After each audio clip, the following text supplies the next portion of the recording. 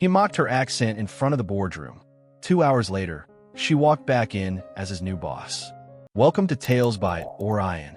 Let's uncover what really happened. The polished marble floor of the Global Corp headquarters reflected Elena's worn, sensible shoes with an almost disdainful gleam. Each footstep echoed slightly in the cavernous, glass-and-steel lobby, a sound too distinct, too solitary in a space designed for the confident.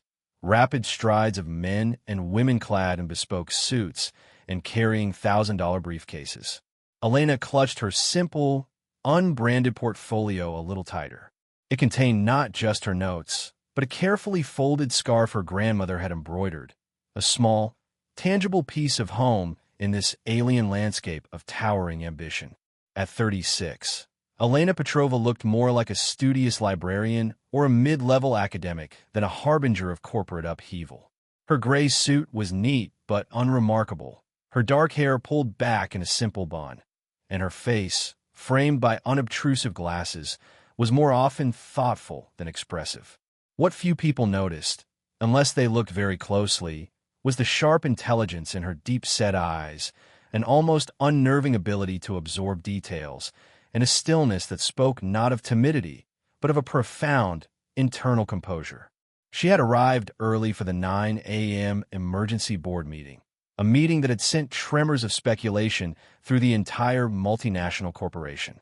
Rumors of a hostile takeover, of a massive internal restructuring of heads about to roll, had been circulating for weeks. Elena was here as, well, her official title on the visitor's pass simply read consultant, special projects. It was deliberately vague, a placeholder that allowed her access without revealing her true, seismic purpose. Her English, learned meticulously over years, was grammatically sound but carried the distinct, melodic cadence of her native tongue, a cadence that often made people lean in, sometimes with genuine curiosity, sometimes with ill-concealed impatience. She knew her accent often led to underestimation, a frustrating barrier she had learned to navigate and occasionally to use to her advantage. People often revealed more of themselves when they believed they were speaking to someone inconsequential. As she approached the main reception desk, a gleaming monolith of black granite, she rehearsed her opening line in her head. Good morning. I am Elena Petrova. I have appointment 9 o'clock. It sounded stilted even to her own ears. The receptionist, a young woman with an impossibly sleek blonde bob and an air of bored sophistication, barely glanced up. Name? She asked, her tone flat. Elena Petrova. Elena repeated a little louder this time.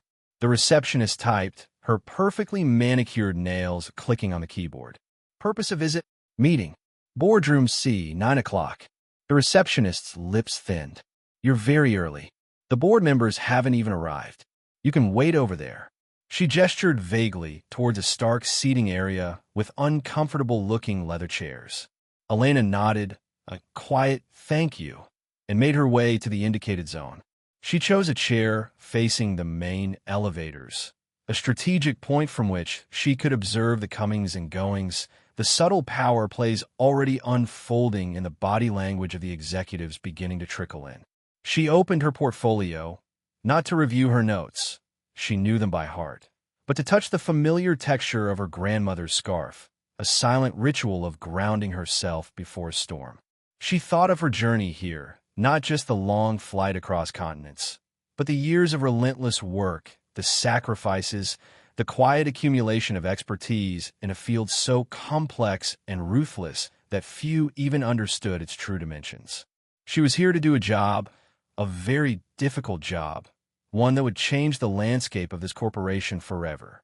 And she knew, with a certainty that settled like cold iron in her gut, that the man currently at its helm, the celebrated Alastair Finch, would be her greatest obstacle.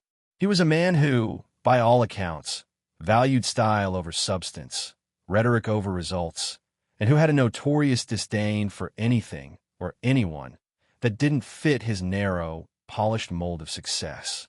The quiet woman in the worn shoes, with the softly accented English, was about to become a very loud problem for Mr. Finch. Have you ever been in a situation perhaps in a bustling office in New York or a high-tech campus in Bangalore, where you felt like an outsider, judged before you even spoke a word? Where your appearance, your accent, or your quiet demeanor led others to dismiss your capabilities? Elena knew that feeling intimately, but she also knew something else. The most dangerous currents are often the ones that run deepest and silent. Alastair Finch, CEO of Global Corp, made his entrance into the lobby precisely at 8:45 a.m., not a minute sooner, not a minute later. His arrival was less a walk and more a procession, flanked by two vice presidents who scurried to keep pace, their expressions a mixture of admiration and anxiety. Finch moved with the unshakable confidence of a man who believed the world revolved around his pronouncements. He was tall, impeccably dressed in a suit that probably cost more than Elena's annual rent, his silver hair perfectly coiffed, his jaw set in an expression of perpetual, critical assessment. He didn't just command a room. He seemed to suck all the available oxygen into his own orbit. As he swept past the reception desk, he offered a curt nod to the receptionist, who immediately brightened, her earlier boredom replaced by an almost worshipful deference. "Morning, Mr. Finch. Everything is prepared in boardroom C, as per your instructions." "Excellent, Janine. Coffee black, no sugar, in precisely 5 minutes," he barked without breaking stride. He didn't thank her. Gratitude was for lesser mortals. Elena watched him from her uncomfortable leather chair. He hadn't even glanced in her direction. She was, in his world, part of the furniture, an insignificant detail in the grand tapestry of his corporate kingdom. This was the man who had, according to the exhaustive dossier she had compiled, systematically dismantled Global Corp's research and development division, tripled the marketing budget, and presided over a period of record profits built on increasingly risky financial maneuvers and a corporate culture that rewarded sycophancy and penalized dissent. His public persona was that of a visionary leader, a charismatic orator who could charm investors and shred competitors with equal aplomb. His private reality, as Elena's research indicated, was one of profound insecurity, a desperate need for validation, and a ruthless intolerance for anyone who challenged his authority or, worse, his intelligence. The corporate culture at Global Corp was a direct reflection of its CEO. Meetings were performative, with underlings vying to impress Finch with slick presentations and carefully curated soundbites. Innovation was stifled in favor of adherence to Finch's often erratic vision. Those who spoke with crisp, unaccented English and wore the right labels were fast-tracked. Those who didn't, regardless of their expertise, often found themselves marginalized, their contributions ignored or, more insidiously, co-opted by more polished colleagues. Elena had seen this pattern in countless organizations. It was a cancer that ate away at true productivity, replacing it with a hollow shell of superficial success. As Finch and his entourage disappeared into the executive elevator bank, a few other senior managers hurried past, their faces tight with anticipation for the upcoming board meeting. One of them, a vice president of European operations named Marcus Thorne, a man known for his sharp suits and even sharper ambition, did a double-take as he passed Elena. He paused, his gaze sweeping over her with open disdain. "Lost, are we?" he asked, his tone dripping with condescension. "The temp agency is on the 4th floor, if you're looking for a typing pool." Elena met his gaze calmly. "I'm here for meeting. Boardroom C." Thorne's eyebrows shot up. "Boardroom C? With Mr. Finch? Highly unlikely." He smirked. "Perhaps you have the wrong company, dear. Or maybe the wrong century." He chuckled at his own wit and strode off, clearly pleased with his little put-down. Elena simply returned to her portfolio, her expression unchanged. She was used to Thorne, and to Finch. She had encountered their archetypes across the globe. They were predictable, and predictable, as her grandfather the watchmaker used to say, was a weakness one could always exploit if one had the patience and the right tools. Her tools were not wrenches and gears, but data, strategy, and an unshakable understanding of human nature, especially the nature of arrogant men. The clock was ticking, and Mr. Finch, though he didn't know it yet, was about to discover just how precisely it was set. The minutes leading up to the 9 o'clock board meeting crawled by with agonizing slowness for most of Global Corp's senior executive team, who were now gathering in the hushed, opulent corridor outside Boardroom C. The air was thick with unspoken anxieties and forced bonhomie. Elena, still seated in the lobby, observed them from a distance. She saw the nervous glances, the whispered conversations that ceased abruptly when a perceived rival approached, the almost desperate attempts to project an air of confidence they clearly didn't feel. It was a familiar dance of corporate animals sensing a predator in their midst, or perhaps a change in the established pecking order. At precisely 8:55 a.m., Janine, the receptionist, approached Elena, her earlier disdain now replaced by a grudging, almost fearful, acknowledgement. "Ms. Petrova," she said, her voice a little too high, "Mr. Finch's executive assistant asked me to inform you that you may proceed to the anteroom of Boardroom C. The other consultants are already there." The emphasis on consultants was telling. Elena was being lumped in with a group, presumably a team of external advisors also summoned for this mysterious meeting. She nodded, gathered her portfolio, and walked towards the indicated area. The anteroom was smaller than the main boardroom, but no less luxurious. 3 men in identical dark suits stood stiffly in a corner, conversing in low tones. They glanced at Elena as she entered, their expressions guarded, then quickly returned to their discussion. They were clearly a unit, and she was clearly not part of it. She found a seat against the far wall, content to remain an observer. The tension in the anteroom was a palpable thing, a heavy cloak woven from fear and ambition. These men, Elena surmised, were likely specialists in crisis management or corporate restructuring, brought in to dissect the company and recommend drastic, probably painful, changes. They, too, were tools, though of a different caliber than the ones Elena carried. At precisely 1 minute to 9, Alastair Finch's executive assistant, a severe-looking woman named Ms. Albright, who radiated an icy efficiency, entered the anteroom. "Mr. Finch will see you now," she announced, her voice devoid of inflection. "Please follow me." And a reminder, all electronic devices must be switched off before entering the boardroom. No exceptions. The 3 men immediately complied, their movements swift and practiced. Elena also switched off her simple, outdated mobile phone, placing it in her portfolio. As they filed into Boardroom C, Elena found herself at the very end of the line. The boardroom itself was vast, dominated by a massive, polished mahogany table that could easily seat 30. At one end, on a slightly raised platform, sat the board of directors, a formidable array of stern-faced men and one equally stern-faced woman, their expressions unreadable. Alastair Finch stood before them, a sheaf of papers in his hand, already beginning his preamble, his voice smooth and confident, painting a picture of robust health and visionary leadership for Global Corporation.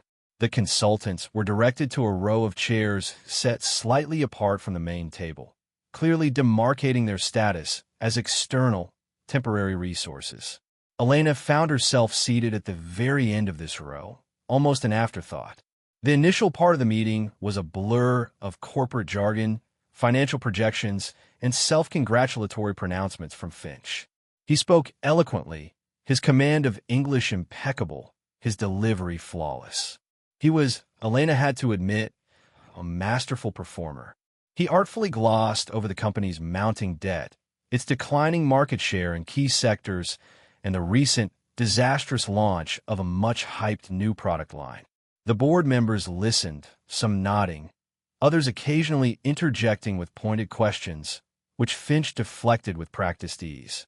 Elena listened too, but she wasn't listening to his words. She was listening to the spaces between them, to the subtle evasions, the carefully constructed narratives. She compared his performance to the cold, hard data in her head, the data that painted a very different and far more alarming picture of Global Corp's true state. She made a few quiet notes in her portfolio, her pen moving with a steady, almost silent rhythm. She was building her case, not for this room, not yet, but for the reckoning that was to come. She knew her moment was approaching, the moment when she would be asked to speak. And she knew, with a grim certainty, that Mr. Finch was not going to like what she had to say. The moment arrived sooner than Elena had anticipated. After nearly an hour of Finch's carefully orchestrated presentation, one of the board members, a formidable older gentleman named Mr. Harrington, known for his incisive questions and intolerance for corporate bluster, leaned forward. "Mr. Finch," Harrington interjected, his voice a gravelly baritone that cut through Finch's smooth delivery. "While your optimism is commendable, some of us are concerned about the underlying fundamentals. Specifically, the efficiency of your global supply chain and the integration of your recent, rather costly, acquisitions. We understand you've brought in a team of consultants to review these areas. Perhaps one of them could shed some light on their preliminary findings." Finch, momentarily thrown off his stride, quickly recovered. "Of course, Mr. Harrington. An excellent point." His gaze swept over the row of consultants, deliberately skipping past Elena, and landed on the lead consultant from the trio of men, a Mr. Davies. "Mr. Davies, perhaps you could briefly summarize your team's initial assessment of our operational synergies." Davies, a man with a penchant for PowerPoints and buzzwords, stood and launched into a prepared speech, filled with vague assurances and promises of deep dives and strategic alignments. He spoke for 10 minutes, saying very little of substance, but doing so with impeccable corporate diction. Mr. Harrington looked unimpressed. "Thank you, Mr. Davies," he said, his tone dry. "Very enlightening." He then turned his gaze, unexpectedly, towards the end of the consultant row. "And the other consultant? Ms. Petrova, is it? We have your preliminary report here." He gestured to a thin file before him, and it paints a rather starker picture. "Perhaps you could elaborate on your findings regarding the systemic redundancies and communication breakdowns you've identified within the newly acquired European subsidiaries." A wave of silence swept through the boardroom. All eyes turned to Elena. Finch's smile froze on his face. He clearly hadn't anticipated Elena being called upon directly, especially not by Harrington, and certainly not with a report he himself hadn't thoroughly vetted and sanitized. This was not part of his script. Elena rose slowly, her portfolio clutched in her hand. She felt the weight of every gaze, the sudden, intense scrutiny. She took a breath.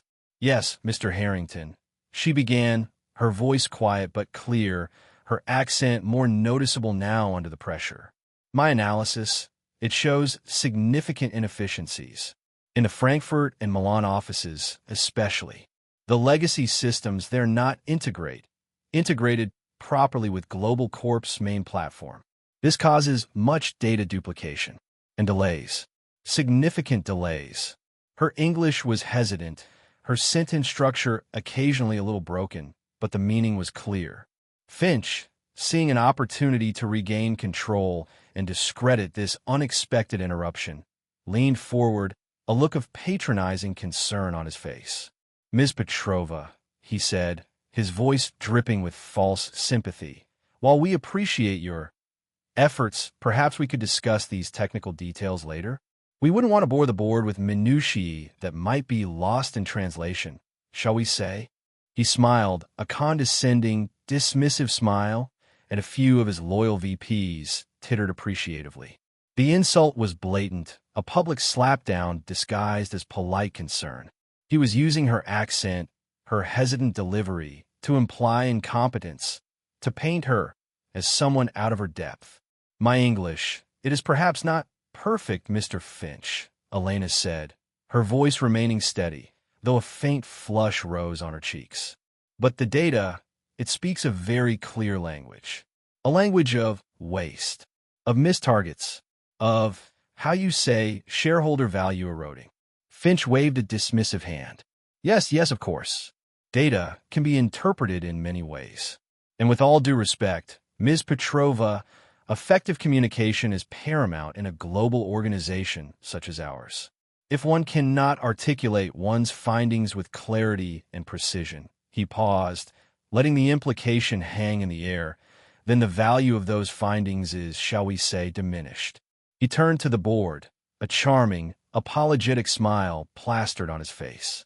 My apologies, esteemed members. It seems we have a slight communication breakdown. Perhaps we should move on to the next agenda item. He was attempting to bury her, to silence her before she could reveal the true, damning extent of her findings.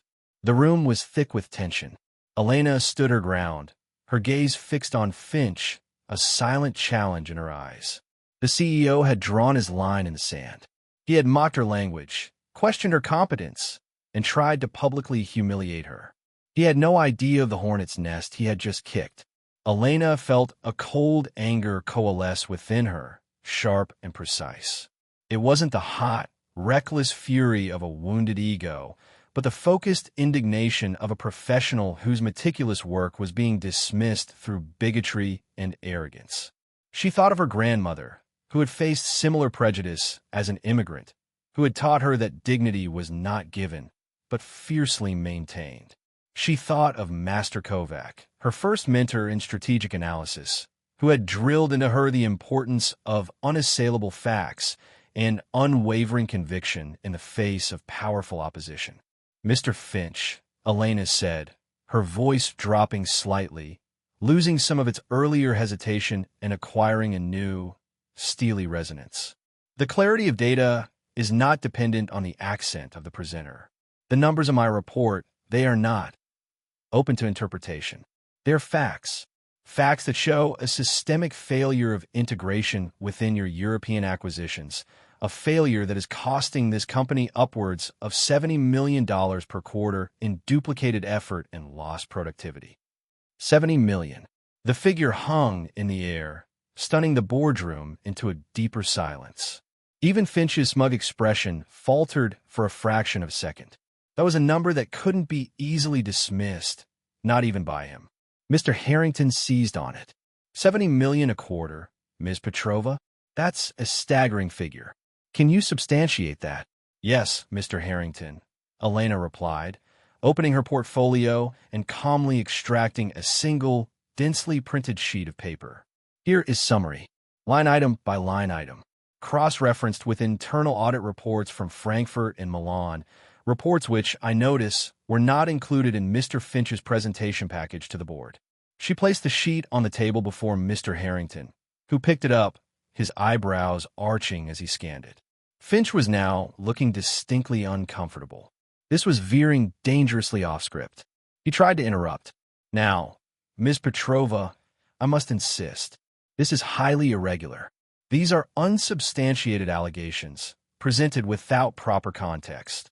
The context, Mr. Finch, Elena cut in, her voice gaining strength, is that your current integration strategy is a catastrophic failure. Your project managers in Europe are operating in silos. Your proprietary software, which you forced upon the acquired companies at enormous expense, is incompatible with their existing client databases, leading to manual data entry that is both time-consuming and prone to error. Your much-vaunted synergies are, in fact, creating systemic drag. She was no longer the hesitant, accented consultant. She was a woman laying out cold, hard, and deeply uncomfortable truths. Her English, while still accented, was now fluid, precise, and devastatingly effective. The board members were leaning forward, listening intently. The three male consultants from Davies' team were exchanging nervous glances. They had clearly missed this, or chosen to ignore it in their own, more palatable report. Elena continued, her gaze sweeping across the stunned faces of the board. Furthermore, the efficiency review that Mr. Davies' team conducted seems to have overlooked several key performance indicators. For example, employee attrition in the acquired companies has risen by 40% since the takeover. Customer satisfaction scores have plummeted, and the projected return on investment for these acquisitions is now trending towards the negative within 3 fiscal years, unless drastic corrective action is taken immediately. She paused, then delivered her final quiet blow. These are not opinions, Mr. Finch. These are the undeniable consequences of a flawed strategy, and perhaps a leadership that has prioritized appearances over operational reality. The silence that followed was broken only by the rustle of Mr. Harrington's paper. Alastair Finch's face was a mask of disbelief and dawning fury. He had been publicly contradicted, his authority challenged, his competence questioned, by a woman he had dismissed as a linguistic incompetent. He looked like a man who had just been slapped in the face with a very large, very cold fish. And the worst part for him was that she wasn't done. Not by a long shot. The air in boardroom C was thick enough to cut with a knife. Alastair Finch looked as though he might spontaneously combust, his face mottling from a pasty white to a dangerous, blotchy red. He opened his mouth to speak, likely to unleash a torrent of dismissive fury, but Mr. Harrington held up a hand, a gesture that silenced the CEO more effectively than any shouted command. "Ms. Petrova," Harrington said, his voice grave, "your analysis is sobering. And frankly, it aligns with certain undercurrents of concern that some of us on the board have been privately discussing for several months now." He looked pointedly at Finch. "Alastair, you assured us that the integration of the European assets was proceeding smoothly, that the synergies were on track." Finch sputtered. "And they are. This is an isolated, negative interpretation. Ms. Petrova is clearly inexperienced in the nuances of global corporate strategy. Her data is likely flawed, taken out of context." Before he could continue his blustering defense, the main doors of boardroom C opened silently, and a figure entered who immediately commanded the attention of everyone present. It was an older woman, impeccably dressed in a severe but elegant dark gray suit, her silver hair swept back from a face that radiated intelligence and an almost regal authority. She moved with a quiet confidence that made Finch's earlier peacocking seem childish by comparison. This was Ms. Isabel Vance, the chairwoman of the board of directors of Titan Holdings, the shadowy parent company that owned a controlling interest in Global Corp. A woman so powerful and so rarely seen in public that her presence here was akin to a royal visitation. Even Finch looked momentarily stunned into silence. Ms. Vance walked calmly to the head of the table, her gaze sweeping over the assembled directors, then Finch, and finally, resting on Elena. A faint, almost imperceptible smile touched her lips. "Good morning, gentlemen." "And Ms. Petrova," she said, her voice calm and cultured, with a faint, transatlantic accent. "My apologies for my late arrival. I was merely observing the proceedings from the adjacent monitoring room. I find one often gets a clearer picture when one is not an anticipated presence." Finch, recovering slightly, rushed forward. "Chairwoman Vance, one unexpected honor. We were just discussing some preliminary consultancy findings. Nothing to concern yourself with, I assure you." Ms. Vance's smile did not waver, but her eyes were like chips of ice. "Oh, I believe it is very much something to concern myself with, Alastair. Especially when those findings, particularly Ms. Petrova's remarkably thorough and, I must say, courageously presented analysis, confirm the very grave misgivings that Titan Holdings has been harboring about the current leadership and strategic direction of Global Corporation." She paused, letting her words sink in. The temperature in the room seemed to drop several degrees. "In fact," Ms. Vance continued, her gaze now fixed firmly on Finch, "it is precisely because of these concerns and Ms. Petrova's independent, and I might add, highly impressive preliminary audit, that Titan Holdings convened an emergency session of its own steering committee late last night." Finch looked as if he had been poleaxed. "Steering committee?" Ms. Vance nodded. "Indeed, a committee with the full authority to enact immediate and decisive changes to ensure the long-term viability and integrity of its subsidiary assets. Global Corp, Alastair, is one such asset. An asset that, under your stewardship, has been significantly underperforming and, frankly, mismanaged." She turned slightly, addressing the entire room, but her focus was clearly on what was about to happen. Therefore, as of 8 a.m. this morning, by unanimous decision of the Titan Holdings Steering Committee, certain leadership changes at Global Corp have been initiated. The silence was absolute. You could have heard a pin drop on the plush carpet. Elena stood quietly, her face betraying no emotion, though inside, a sense of grim vindication was beginning to dawn. This was the moment she had been working towards, the culmination of months of painstaking analysis and strategic preparation. Ms. Vance then turned her gaze fully upon Elena. Ms. Petrova, your reputation for incisive diagnostics and effective turnaround strategies is, as you know, unparalleled within Titan Holdings' global network.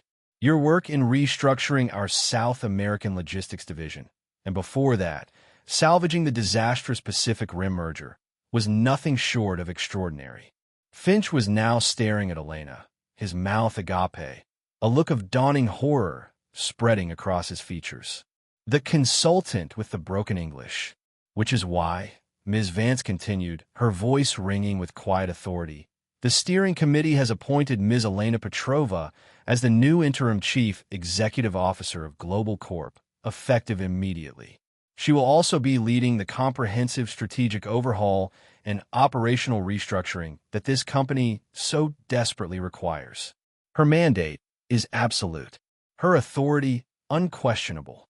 The bomb had dropped.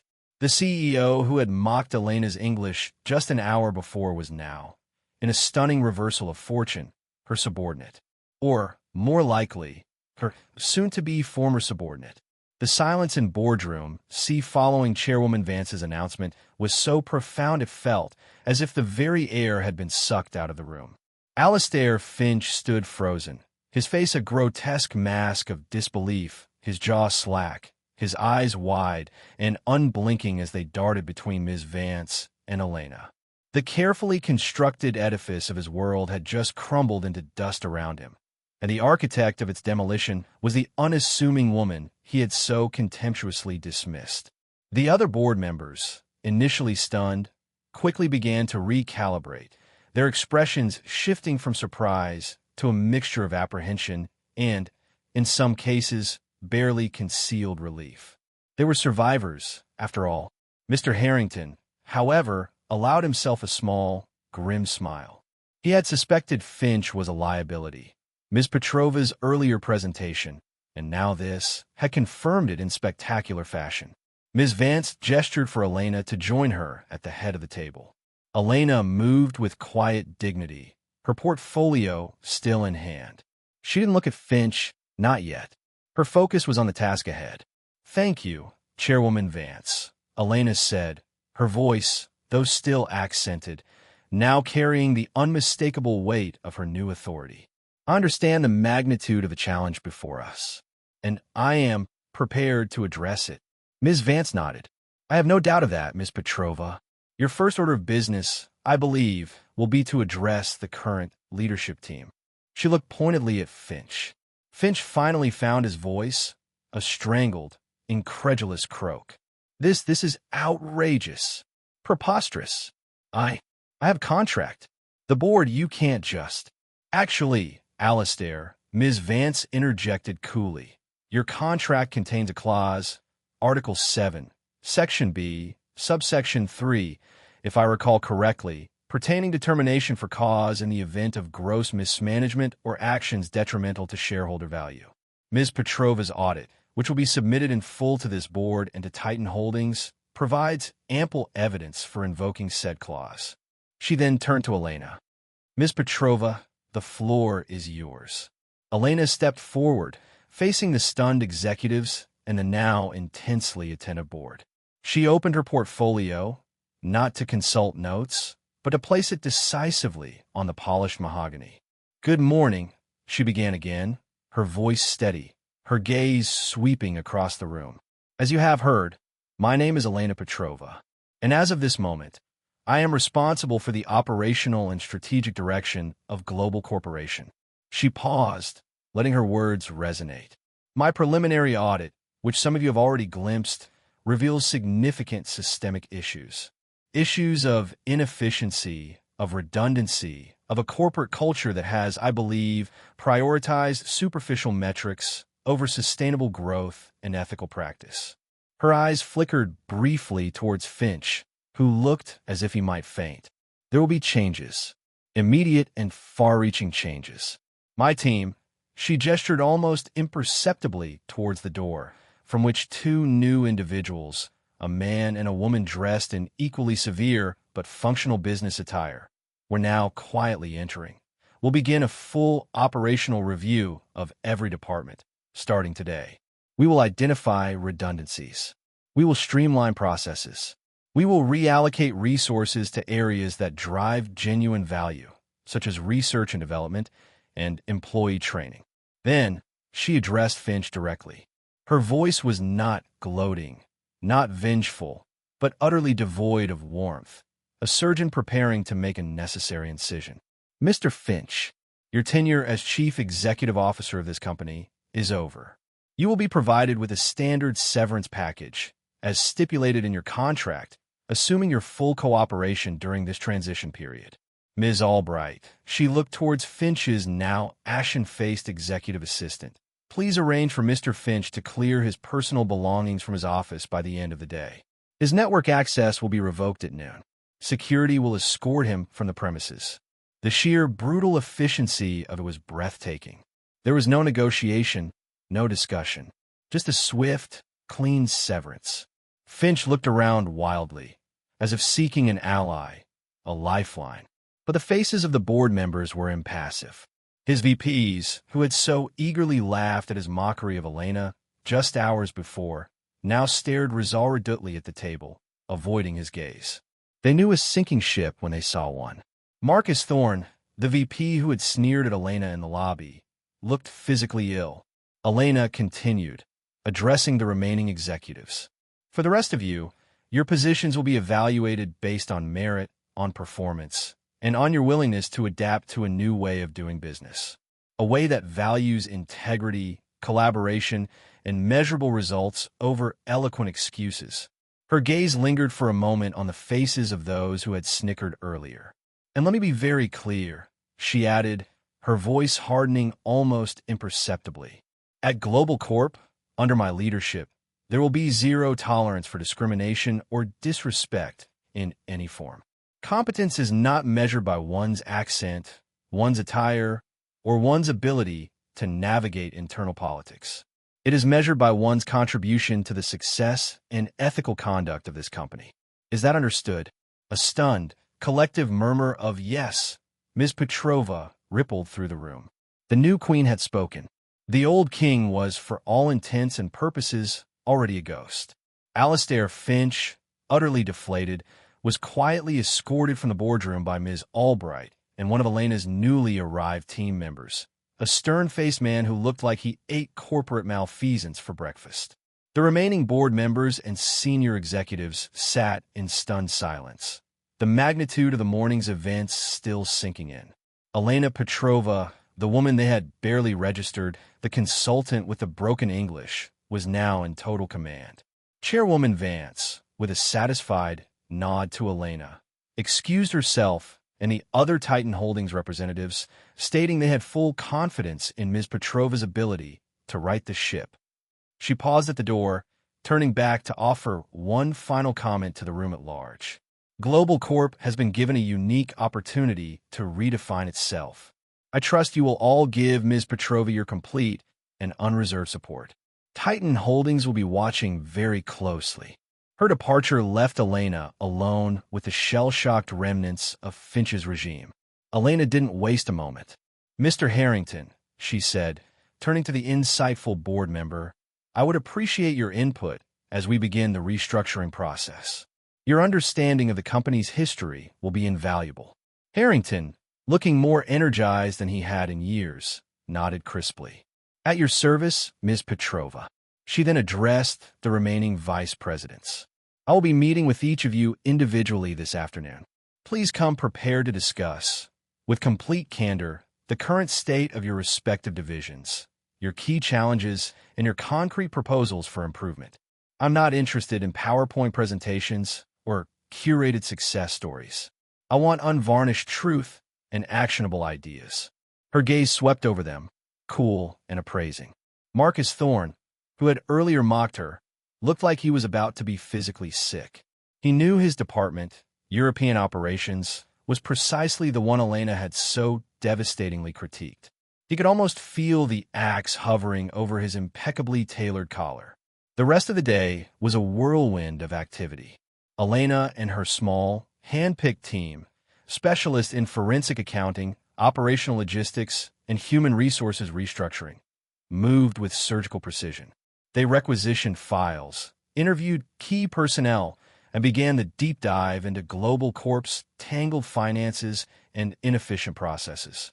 Elena herself seemed to be everywhere, her quiet presence and incisive questions leaving a trail of nervous executives in her wake. She visited various departments, not with the fanfare of a new CEO, but with the quiet intensity of an auditor. She spoke to mid-level managers, to administrative staff, even to the bewildered interns in the mailroom. She listened more than she spoke, absorbing information, assessing talent, identifying both problems and potential.